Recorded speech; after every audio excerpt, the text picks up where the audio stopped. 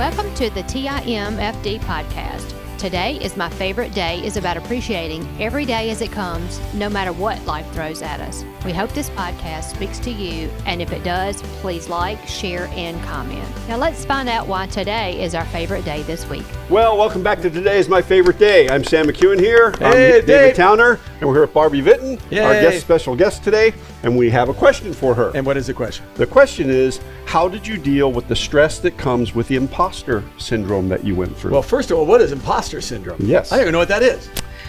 For me, imposter syndrome is trying to be someone that you're not called to be, like that you're not in that moment, like you're trying to embody something that's It's just not you. It's not you. You're trying to be the people on Instagram that have everything you're perfect and everything's no. down. We have everything, wonderful. By the way, pastors struggle with that. Mm-hmm. I have ran into I don't know how many pastors that come to me and go, I wish I could be in your church. And I go, why? And they go, because you could just be you.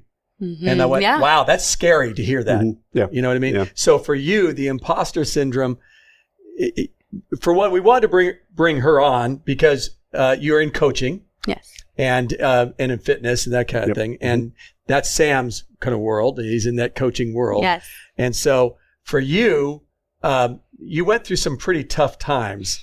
So could you tell us your biggest stress? And then we'll come back to imposter syndrome. Yes. So my biggest stress in life has been postpartum with my third child. Okay. Mm-hmm.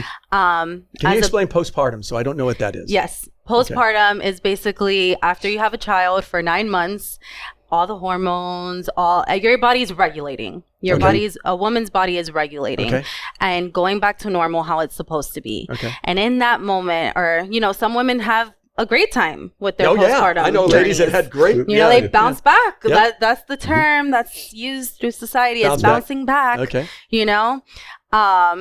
And some women go through baby blues. They're sad they go through emotions. And that's when anxiety creeps in and, postpartum depression can happen as well. And for me, it was a mix of everything, especially postpartum with my third child. I had, prior to that pregnancy, had lost 100 pounds. Wow. So awesome. Then all of a sudden, I put on the weight from I put on a weight. The pregnancy. And then I also put on, my business was expanding. So we put on more pressure on our business. So tell me your business. So my business, I'm in the wellness industry. Okay. So I coach women worldwide. That's awesome. Over 90 countries, and I help them bounce back. There you go. Okay. Into their confidence and just to have them, lose the weight that they've been struggling over the years. Okay. And with this business, we also have the opportunity to open up protein shops and open it to the community. So that is something that we did. Okay. And in that moment, there was the stress of postpartum. There was the stress of business. There was the stress of family. Yeah. Mm-hmm. Kids and that husband is always an interesting thing, right? Just figuring everything We are out. hard to work with sometimes. Sometimes, not all the time, but sometimes that stress. Before we forget to ask, what is the name of your business? Yes. So, the company? Yours. Your personal. So it's just my name. So it's just Barbie Viton Coaching. Awesome. Okay. Yeah. Awesome. So Barbie Viton Coaching. Yes. You went through postpartum, and the postpartum. Would you think that you lost that 100 pounds? You're feeling great about yourself, feeling awesome. Get pregnant, have a child. Mm-hmm. Now you put the weight back on because almost everyone does. My wife, after her pregnancy with Rebecca, gained 5 pounds. That was it. And that weight was off in 2 weeks. Yeah. But she was teaching aerobics all the way up to almost when I think the last month. Yeah. And women hated her. I mean, because, they go, why? Yeah. Why can't I do that? Right. And for you being a fitness person, and then suddenly the weight's back on, how depressing was that? Oh, it was so hard. It had to be hard. Postpartum with my son. Yeah. I didn't go through anything that I went through with my daughter, but in that postpartum journey, I was the woman that bounced back and lost some. Awesome. I lost 100 pounds That's postpartum awesome. with my son. Cool. And so being postpartum with my daughter, not losing that weight rapidly, like people expected me to, took a toll on me, like completely, where I was like, what's going on? Like, why is it not happening? I was doing everything. I was like, I'm doing everything. But then also like things happen in the outside world. Yes. Like, you know, aside from being a woman and a mom and just like trying to have everything under control and make it seem like everything's under control, you know, the world and the stresses from everything else takes you had a toll. COVID and everything else going on. It was everything. That was tough. That was a tough time. It was everything. And so I didn't have that postpartum with my son, and experiencing that with my daughter, I didn't give myself grace. I was going to say, you're going to be a better coach because it's when people have the almost like the perfect comeback, you know, the bounce back, like you had the perfect bounce back, 100 pounds off. Look at me, I'm looking awesome, that kind of thing. And then the next time, everybody's expecting you to do the same thing, and then when it doesn't happen and you don't bounce back, you're actually now a normal human being rather than super person. Yeah. Which actually I think in the long run will make you a better coach because you'll have more grace for other people. Yeah. This journey has been it's just been very humbling. Yeah. I always say that God never gave me the perfect abs and everything like that because who knows what my ego would have been like. You know what I mean? Get that. Yeah, get that. And then postpartum with my son, I was like, oh yeah, I got this. I did this. And something that I never did was, you know, oh no. What? I was going to cry. But That's anyways, okay. I'm Go ahead. trying to. Come on. So I never gave God the thanks. The credit? The credit. Yeah, give him his Ever. due. Yeah, I understand My that. business was skyrocketing. I Look what remember I've that. I'm like, I did that. I qualified for this. And then all of a sudden, I don't know. Sometimes I sit here and I think about my postpartum journey, and I can talk about all the stresses and all the things that happen. But in reality, I now thank God that this happened this. Yeah. Because now I understand. Yeah. You understand other people. Yes. And I understand, like, it's just different. It's completely different. Like, I feel like he, like, ripped everything away to show me, like, hey, like, it's me. Yeah. And we're going to do this together. Yeah. You know, James 4:10 that we use a lot in Celebrate Recovery that, you know, I've been in forever. 14 years now, and I enjoy it and I love it because I've been able to work on myself kind of in the same place that you've been. I've given no one credit other than me, kind of a deal. That never works. Humble yourself before the Lord and he will lift you up. And I went, okay, James 4:10, I can handle that lifting up part of it. I just want God to take control of this thing. Right. And so for you in your business setting, having that humbling experience. Oh yeah. Matter of fact, Sam went through that. So can you kind of explain that real quick? Because he's a businessman, he understands this, and you can kind of hear where he went too. We had a business getting taken down by the government. The business had been in place for over 11 years.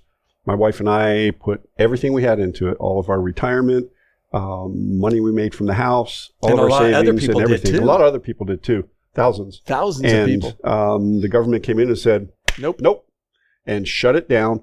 And how sneaky they were is they waited until the company transferred the money to pay commissions.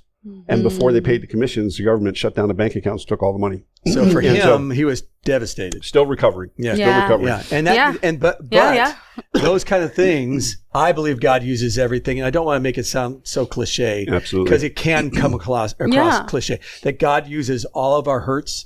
Yep. He never wastes them. And I honestly, I'm still trying to work through you're still trying to work through how's God going to use this big loss? How's God going to use my struggle with this last pregnancy? How's God going to use the loss of our daughter? Right. How's he going to use that? He's going to do it. Oh yeah. But he's going to do it in a way when we're ready to. And we may not even see it coming. Yeah. So at what point in time in your journey did you get over the imposter syndrome? Because that's hard to get over for a lot of people. And still probably battling all of us. Yeah, we all do to a certain extent. Yeah. So I actually remember two instances now looking back. And I remember one day I was rocking my daughter. I think she was like 5 months. And I was looking on social media because everybody's on social media. Everybody scrolls and everybody compares. Everybody's who's who in social media. Oh, yeah.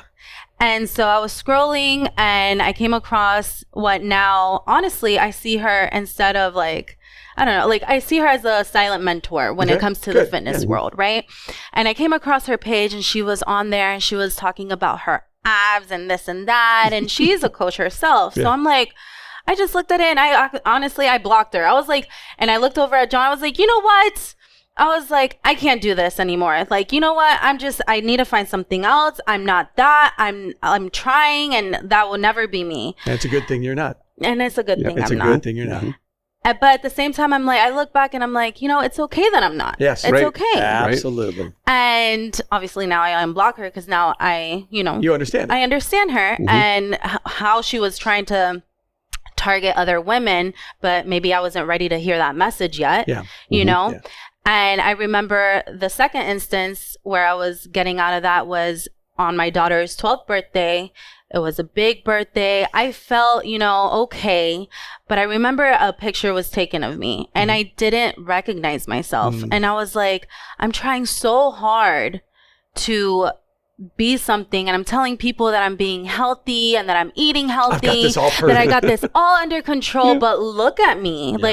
What's going on? I told myself, and it's April 2nd, 2022. I will never forget.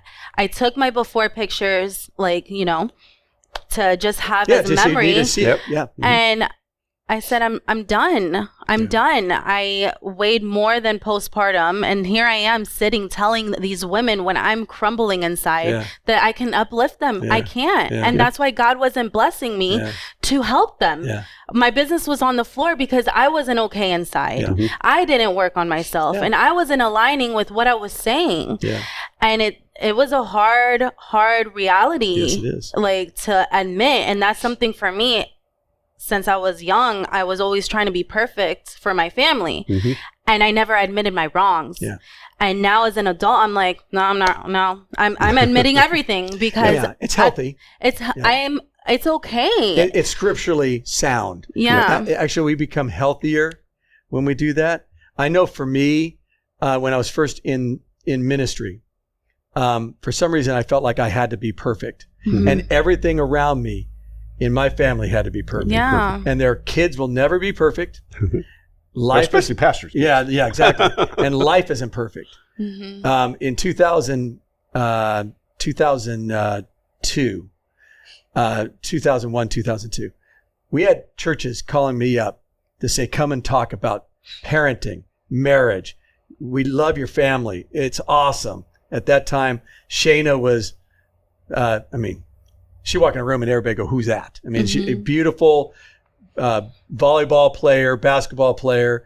Rebecca was learning like crazy. She was way ahead on the spectrum of reading and doing all that stuff.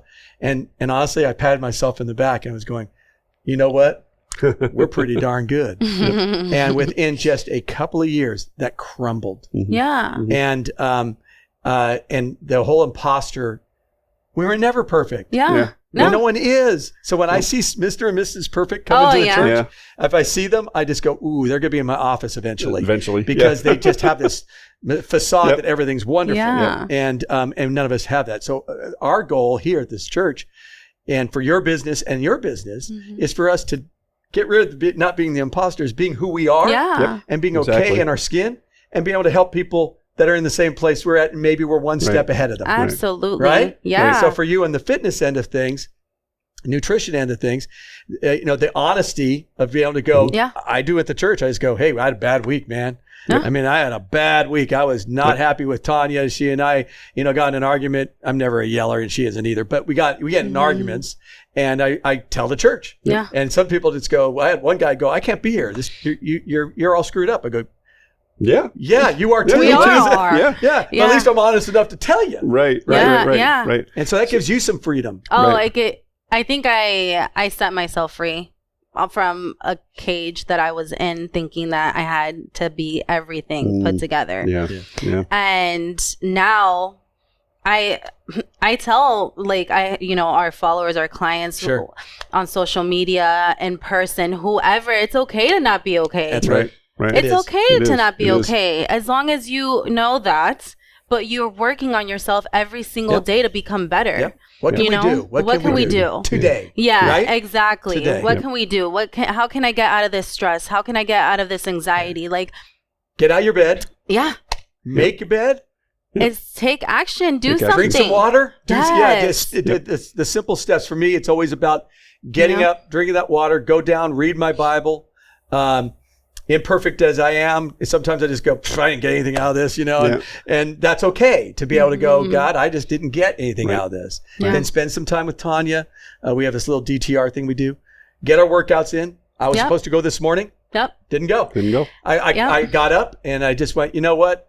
No, I'm just going to hang out with Tanya.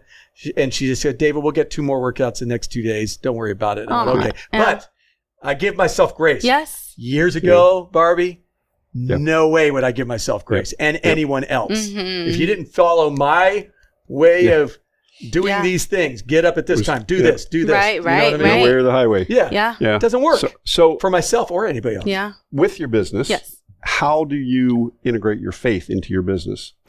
So now,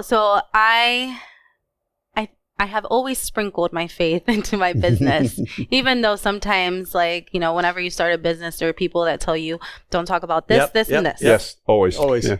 And I remember people say that in the church, and I just laugh and go, nope. Yeah. I remember one time when John and I got baptized, I posted it. Yeah.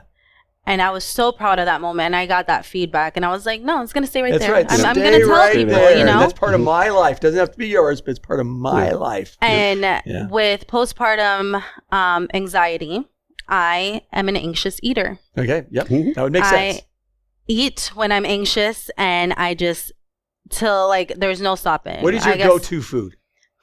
Anything salty, chips. Chips right here, man. Chips and popcorn for me. Like you will see me, like John knows, my husband knows, when I'm anxious or something, he's like, stop. Like, don't do it. John doing that, just going. Yeah, just stop. Don't do that. And That's funny. I have learned now that all those little triggers or whatever is triggering me, like I'm surrendering it to God. So whenever I have an anxious moment now, instead of going and having a binge moment where I'm going to feel horrible later and trickle down into a spiral and go into my hiding, I'm like, okay, what is stressing me? What is what has me anxious right now? Can I fix it? Yeah. If I can't fix it, God, it's on you. Like, you're bigger than me. Yeah. Like, fix my eyes on Jesus, the author and perfecter of our faith. That's it. Gaze I'm at like, it's not crazy. I always say that's my word. It's crazy. No, it's not crazy. It's just having faith. And a lot of people call me delusional now. Like, you're delulu. You're in this delulu moment.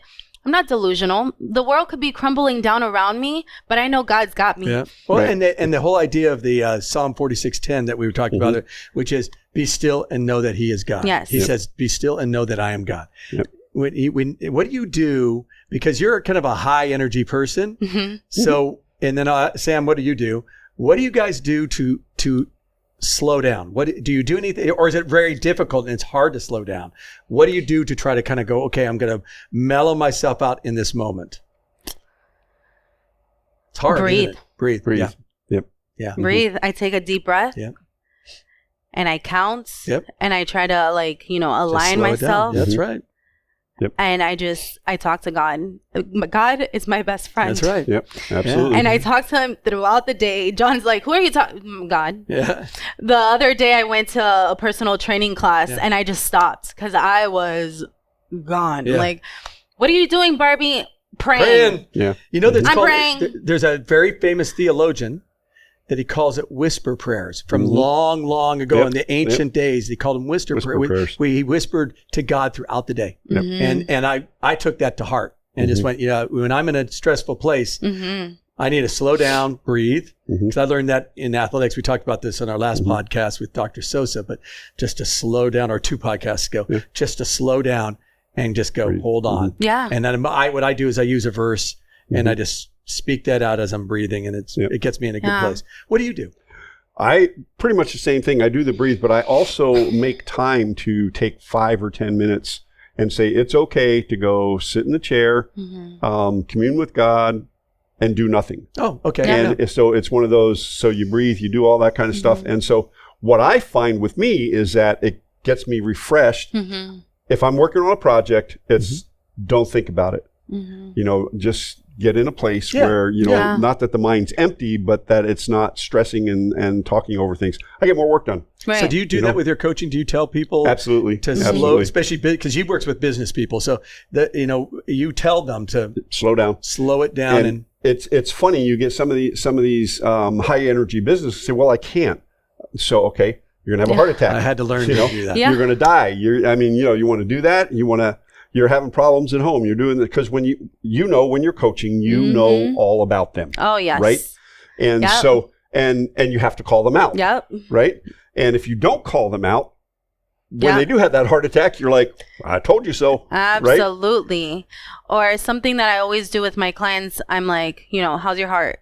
Check your heart. That's a great heart check. Yeah. Yep. We do that in CR. It's called a heart check, which is, are you hurting? Are you exhausted, angry, resentful, tense? And look at that. CR, Celebrate Recovery, for those who don't know. I don't lead it. My wife does with a guy named Digger, and I just go to it. But the idea of a heart check, checking that out. I think that came from actually Saddleback. Rick Warren actually wrote that out, and I've used it for years. So for you guys, getting slow down. What triggers both of you to stress out? What is it that gets you to go from I'm in a bad place, right? Like you said, eating and that kind of stuff. What would that be? Oh man, what would cause that? And Sam, think about that. What would cause that with you? It's hard, huh? It is. I mean, could it be anything? Could it be anything? As a business owner, as a mom, it's like different areas that could stress us out. So let's go to the business. What would get you to go, kind of that? Is it not having the clients or suddenly? Right, numbers. Yeah, numbers. Let's be honest there. It is. It's numbers. About the numbers. Business is about making money, right? And making a difference. Yes. The hope is you can make a difference while you make money. Right. What about you? It's the same thing. It's numbers. And so if I can't make a difference, why am I working with the client? Right. And if I look at the client as a dollar sign, I need to say, hey, we can't do this. I have somebody else that you can work with. Yeah. Right. And you get to that point, especially when the numbers aren't there. And so that's when you have to take a step back. And I have a couple of coaches that I call. Dr. Rick Ruperto is one. I'm putting a plug in for him because he's just awesome. But I have to get centered. Yeah. It is not about the money. And to say that, say that I'm on top of the world with the money it would be a lie. But it has to be about what are you doing for the client? Yeah. So something that was said, so I'm part of We Do Transformations is something that we do.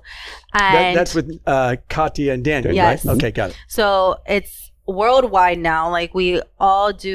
We do transformations. Awesome. We help others transform their lives. And for me, my personal business, I help women transform their lives emotionally, physically, and however, financially, mentally, and now spiritually. And something that was said at one of our trainings was, turning it from transactional to transformational. Absolutely. And that just shifted me. I get goosebumps. That shifted my perception of everything. And that goes back to where I was an imposter. Yeah, you can't do that. You can't do that. Okay. And I was looking transaction. That's it. And now in this journey in my business and personal and everything, it's more of really working with individuals. It's not about the quantity, it's about the quality of work and words that you put into these people, because these people are coming to us for a transformation. They're desperate, they're tired, they need something. These women need something where I was at. Right, exactly. And now I'm like, okay, I get you. And that's what I needed. Yeah, right. I get it. Yeah. So let's work towards it. Yeah. And that's, I think, is awesome. I think that's awesome. And we're about out of time here. Barbie, what's the best way for somebody to get a hold of you or to reach you? Is it Instagram? Yes, Instagram. And the Instagram handle is? It's at Barbie_Viton, BARBIE. Yeah, and we'll put that all in the show notes. Yes. Okay. And you can go find Barbie there. This has been Sam McKeown with David Towner. She understands. And Barbie Viton. Live intentionally, be very blessed. We'll see you on the next time. See you later. Thank you for listening to TIMFD. Today is my favorite day. Views, comments, and opinions are those of the host and guest alone, and Dave and Sam are solely responsible for the content of this podcast. TIMFD is produced and directed by Alex Korn. Music is composed and performed by Chuck Ball. Thank you for listening. Have a great day, live intentionally, and be very blessed.